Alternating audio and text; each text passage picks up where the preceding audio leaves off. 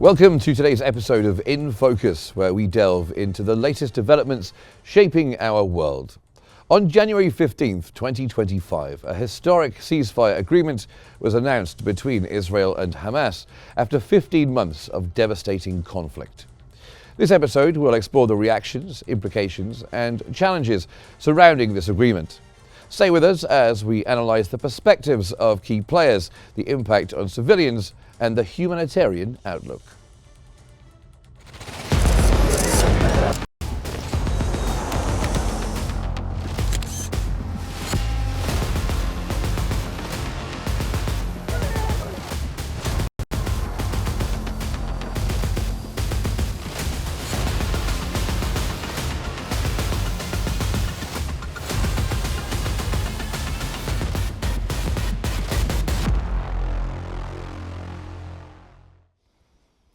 The ceasefire agreement between Israel and Hamas has sparked significant political and regional reactions.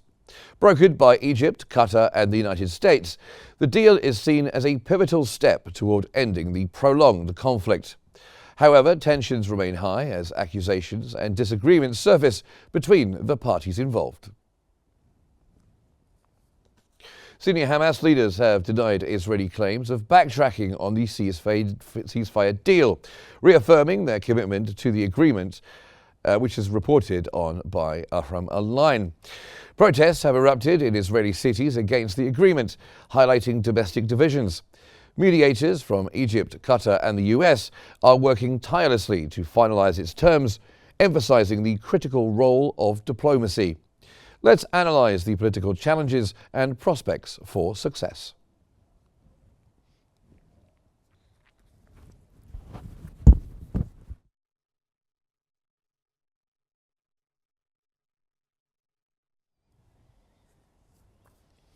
Joining us now is Ahmed El-Din Hussein, who's the editor-in-chief of Egypt's Al Sharuk newspaper. Thank you very much for joining us, Mr. Hussein. So let's start at the beginning then. How credible are these accusations from Israeli Prime Minister Netanyahu that Hamas is backtracking on the prisoner exchange terms? Is that credible?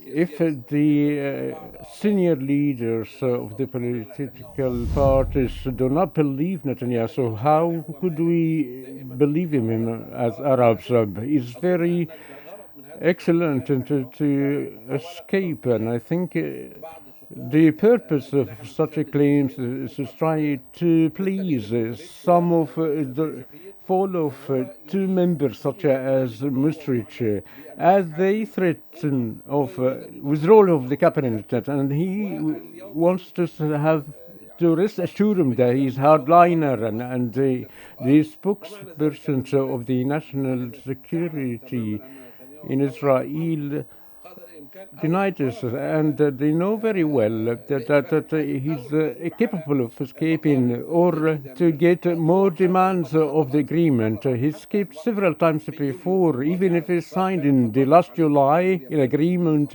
William Pyrmont had agreed already, and I believe it is the last attempt to create an excuse to let him escape or to improve some of the conditions of negotiations. As we know that administrators in Israel describe this agreement as a surrender, and Netanyahu did not achieve his own objective since he announced it at the beginning of the war. Now, of course, we have protests in Israel, which shows some public opposition to the ceasefire deal. What effect might this have on the Israeli government's decision-making?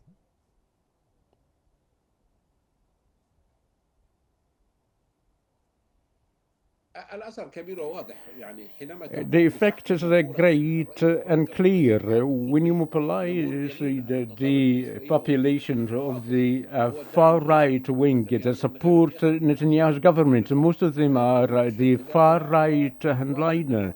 And I think it made some sort of a divide in their roles in the beginning, as Mutrich and Ben Gvir pressuring, and Netanyahu shows himself that he's a moderator, tried to contain such pressures. In that way, strategic objectives were made on the long term. Unfortunately, they succeeded. The great achievement is killing around more than 50,000 Palestinians and transfer Gaza Strip as a place cannot unapplicable for live. These the strategic target achieved by Israel. Now, from another hand, if you mobilize your populations and by saying that you gain the absolute victory and come and made an agreement with Hamas, which means that you never eradicate Hamas, which one of the demands that Netanyahu claims to achieve.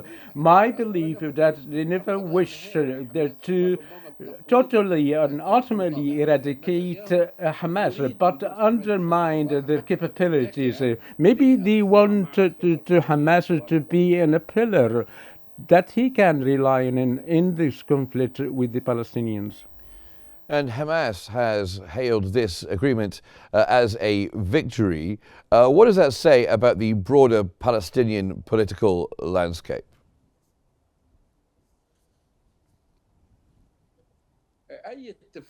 Any agreement to yield for a ceasefire, massacres and destruction is a victory for the Palestinian people. The people who suffered and sacrificed, and I do not believe that the Palestinian resistance suffered as much as the Palestinian people. This is the secret of the Palestinian celebrations, as people want to live as the other people. Try to go, if you wish to go home and you found that does not exist, the same goes for the neighborhood, the people in the families. Most several districts were eradicated and several families were killed. What's left from the Palestinians, they have the right to celebrate for such a halt of a fire. Now, the mediators are heading to Cairo for further talks. When it comes to the mediators, Egypt and Qatar and the United States, what role do they play in ensuring the agreement's success?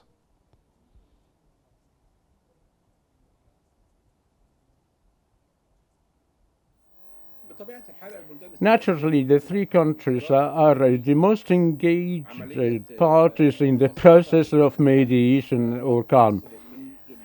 Egypt, since the beginning, had the biggest role in delivering the humanitarian assistance, exerting all diplomatic relations to put an end to the aggression. Qatar is the main financer of Hamas.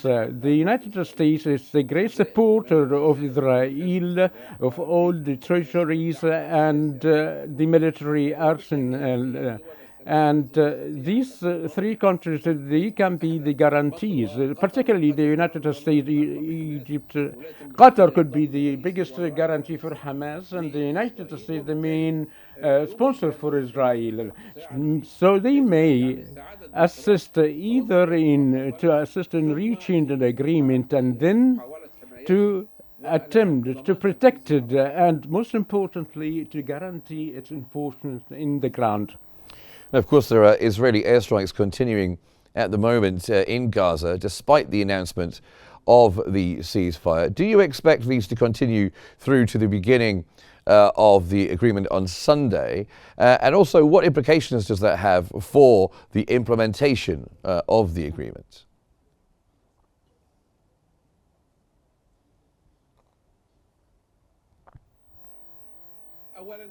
Firstly, as we all know, we never used any respect of conventions and agreements. They have only the belief of the forces. They did something like that with Lebanon, never could abide. violated several times, legitimately and unlegitimately. Naturally, the agreement never into force in yet, and hopefully to take effect on Sunday. And they wish to prove that they can make the airstrikes until the last moment.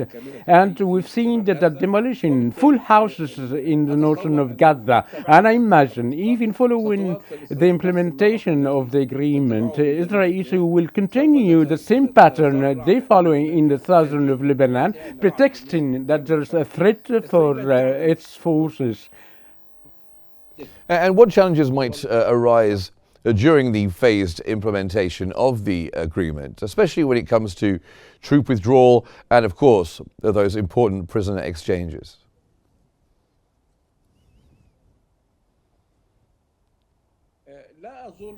I do not believe if Israel violated the big burden for the United States upon the arrival of Donald Trump.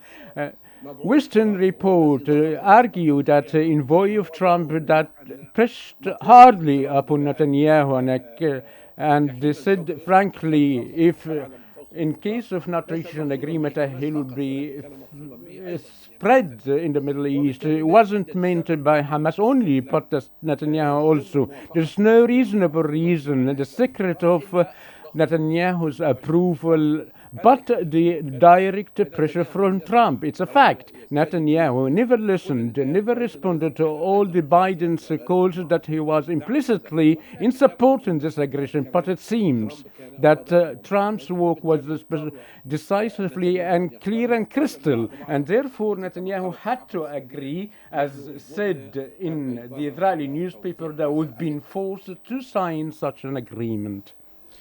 And how realistic do you think it is that this 6-week truce is going to be the big foundation for achieving a permanent peace in the region?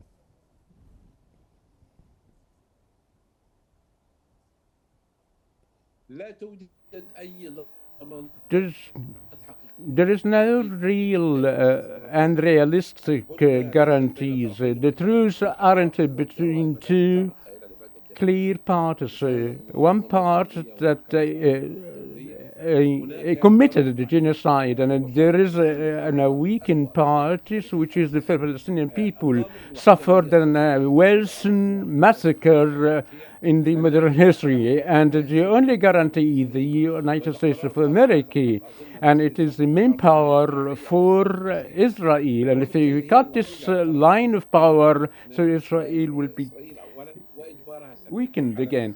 And so it is the only way to practice the pressure upon Israel for the U.S. interests in the Middle East. The American party is number one, and the struggling of the Palestinian people and the reconciliation between the Palestinians following the second day in order to avoid any pretext to be taken by Israel. That would affect the Palestinian people, not for any other organizations. Well, thank you very much, Mr. Hussein. And please do stay with me, because I'd like to continue our discussion. We're going to move on to talking about the humanitarian section, the humanitarian situation, rather, in part 2.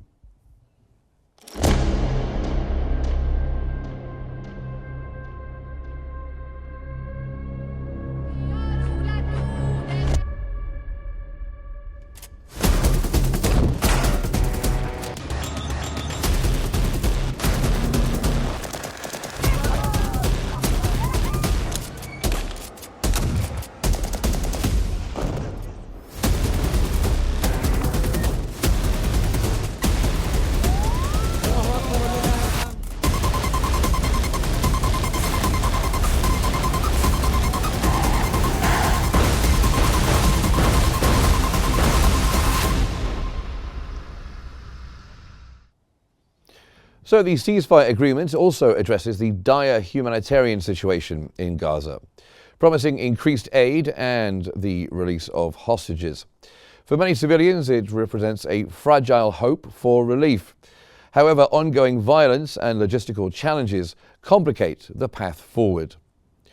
While the ceasefire agreement outlines a plan to release captives and deliver aid, Israeli airstrikes have killed over 70 Palestinians in Gaza hours after the deal was announced. That's as highlighted by the New York Times. This escalation raises serious concerns about the fragility of the truce. Aid organizations and the UN are now racing against time to navigate logistical hurdles, including damaged infrastructure, to prepare for post-ceasefire humanitarian efforts. Let's now continue our conversation with Ahmed El-Din Hussein, who's the editor-in-chief of Egypt's El Sharuk newspaper. So how critical would you say this EU 120 million euro aid pledge is for addressing the immediate humanitarian needs in Gaza?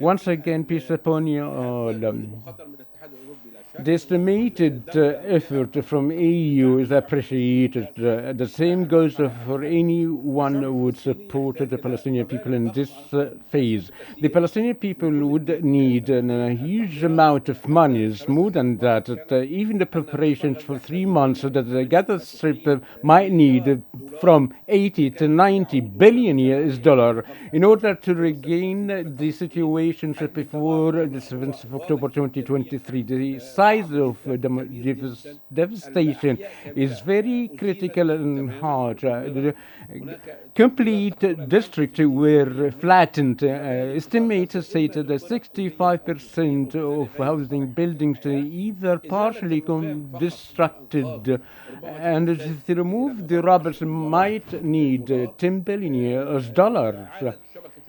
And the network of infrastructure of electricity and gas, etc., these are very important matters. And I think that Israel wanted to destroy systematically of that sector, wanted to transfer the life of the Palestinians into hell and to force them to go out of the strip. This is the main core objective that Netanyahu and his allies pursue to. Therefore, if the international community, if I still a term in that meaning still exists, if it is existed, lastly, before we begin the reconstruction which is stipulated in the new agreement, we should pursue the main principles of the real peace. So we cannot just rebuild the homes of the Palestinians and in 5 to 6 years Israel go back to destroy it again. This is not acceptable, and we cannot be tolerant with Israel in that matter. Yes, and it seems very much from what you're saying that 120 million euros is very much a drop in the ocean when it comes to rebuilding Gaza. With the Rafah crossing set to reopen, what would you say are the logistical challenges in delivering aid to a war-torn region, even if after the ceasefire agreement is put into place, it's relatively peaceful?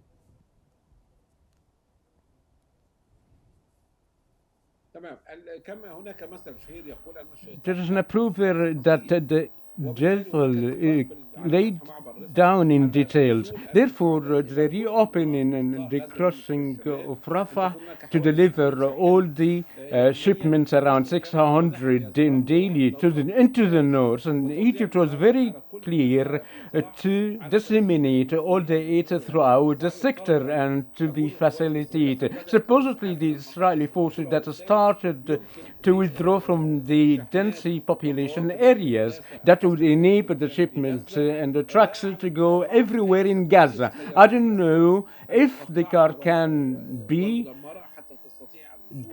traveling in a very hard roads aren't paved anymore. Israel is very excellent to create hinders, and for the Palestinian negotiator and the 3 brokers, Egypt, Qatar, and the United States, very be aware of that matter.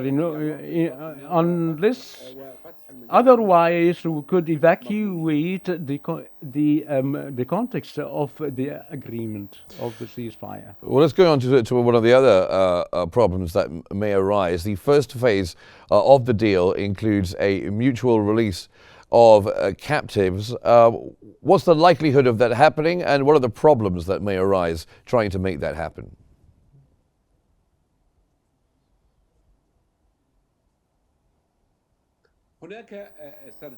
There are a narrative or a scenario that Netanyahu will get the greatest portion of the captives in order to calm the street in Israel and then create a pretext to continue the construction of Gaza. And another narrative that the main guarantees is Donald Trump. And Donald Trump does not wish to continue the conflict, not in favor of the Palestinian, naturally, but only to be free to go ahead into the China's problem.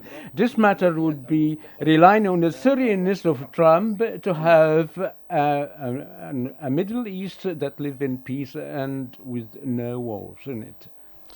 Now, of course, the plight of the Palestinian people is dire. People suffering on a daily basis, including children and newborn children as well. How are the UN going to coordinate with Israeli and the Palestinian authorities to address the urgent needs like food and medical supplies?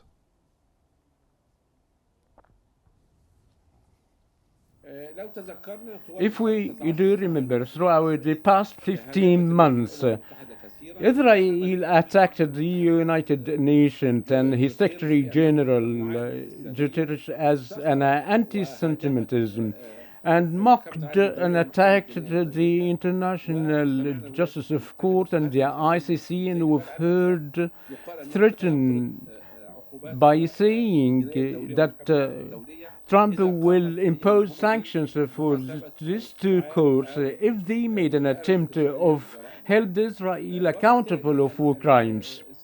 Therefore, Israel, along with the United States, do not believe of the idea or concept of the United Nations and international organization, only believe in this power. So hence, if you in issue one single statement, we found the United States and Israel started to accuse such organization. And how important would you say the role of Egypt is in ensuring smooth aid delivery?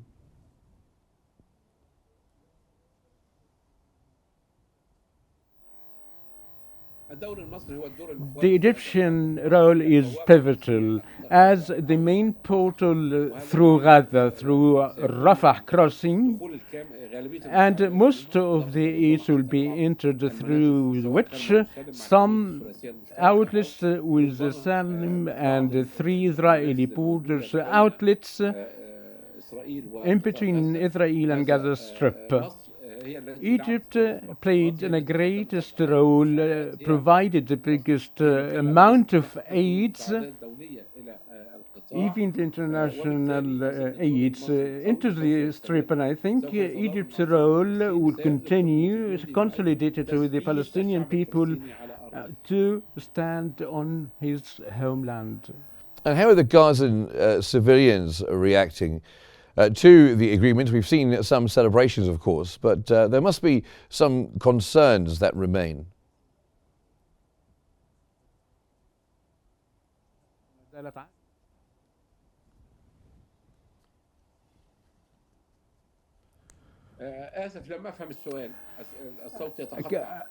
I couldn't actually get the question very well because the line was cutting off. Can you please? Yes, no problem, of course. We're talking about the reaction of Gazan civilians. They've been reacting to the news of the agreement. There have been some celebrations on the streets, but there must be some concerns remaining for Palestinian people.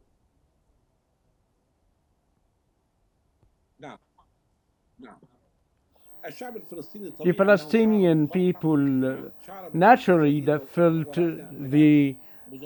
that the great joy, and we found them taken into the street celebrating. Naturally, the announcement did not stop, and tens of the Palestinians were killed in cold blood.